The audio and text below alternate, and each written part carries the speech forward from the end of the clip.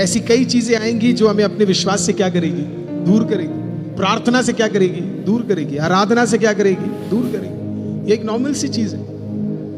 पौलुस कहता है कि I have kept the faith. जितना पसंद है वो verse, kept the faith. Kept the faith का मतलब क्या है कि जब भी कुछ हुआ मैंने तब भी क्या किया, अपने विश्वास से हटा नहीं, मैंने उसकी रखवाली की है।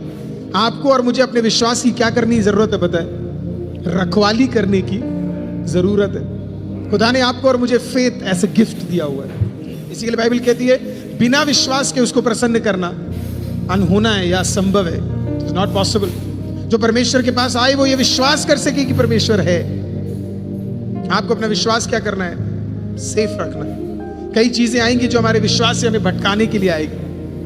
कई चीजें आएंगी जहां पे विश्वास रखना मुश्किल होगा। हो सकता है घर पे एक मृत्यु हो जाए, हो सकता है नौकरी चली जाए, हो सकता है तंगी आ जाए, हो सकता है बिजनेस गिर जाए, हो सकता है लोग छोड़ के चले जाए, हो सकता है दोस्तियां खत्म हो जाए, हो सकता है रिश्ते बिखर जाए। पर सवाल ये, क्या आपने अपने विश्वास की रखवाली की है कि नहीं? हो सकता है घर में खाना ना हो, but have you kept the faith? हो सकता है लोग आके ताने मारे, क्या सेवकाई करता जा रहा है, इसका कुछ नहीं है, but have you kept the faith?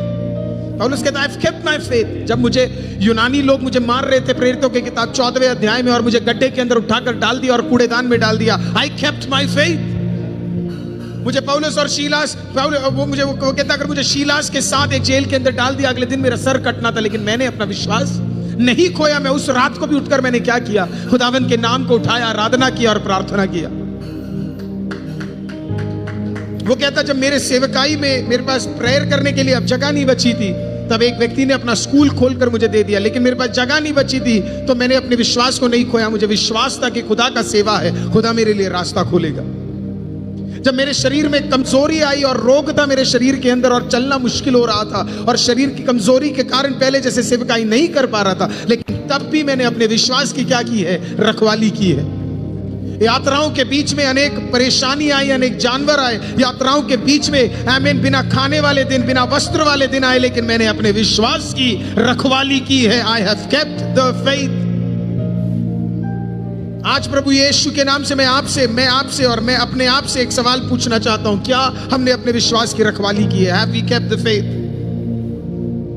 या फिर एक कठिनाई आ गई और हमने खुदा को ठुकरा दिया, एक दर्द आया और हमने खुदा को ठुकरा दिया, एक परेशानी आई हमने खुदा को ठुकरा दिया, एक दिक्कत आया हमने खुदा को ठुकरा दिया, किसी ने कुछ बोल दिया हमने खुदा को ठुकरा दिया।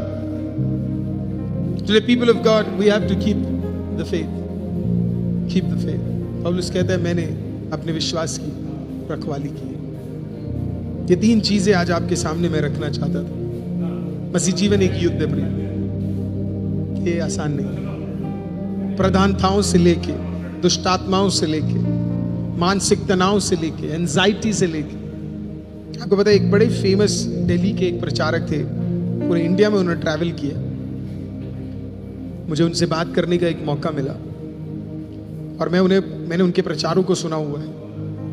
केरला से वो प्रभु के दास। तो एक दिन हम लोग इंडिया के बाहर थे, तो वहां पे वो आए थे, सामने बैठे हुए थे और हम बात कर रहे थे। तो बात करते करते उन्होंने मेरे को देखकर बोला कि, मैंने बोला कि अंकल आप बहुत अच्छा प्रचार करते हो,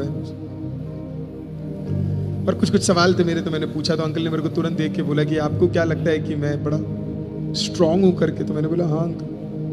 तो उन्होंने मेरे को बोला कि क्या आपको पता है मैं अपने लाइफ में 2 साल डिप्रेशन से गुजरा, 2 years। मेरे को बोला कि मेरी सेवकाई के अंदर मेरा चर्च टूट गया, मेरे एक सेवकाई के एक टाइम में मेरा चर्च टूट गया। बोला लोगों ने मेरे ऊपर एलिगेशंस लगाए, मुझे ऐसे लगा सब कुछ खत्म हो गया, मैं लिटरली डिप्रेशन में चला गया। बोला 2 साल मैं कोई सेवकाई नहीं कर रहा था, मुझे सब खत्म, निराश, एवरीथिंग डन लगा। लेकिन उन्होंने कहा कि मुझे ऐसे लगा मैंने खुदा को छोड़ दिया, लेकिन खुदा ने मुझे छोड़ा नहीं। I left God but God did not leave. बोला it was a battle, it was a fight, पर खुदा का धन्यवाद हो, खुदा के ग्रेस के कारण मैं उस फाइट में जीत गया और मैं उसमें से निकल गया और परमेश्वर ने मेरी मदद कर दी करके।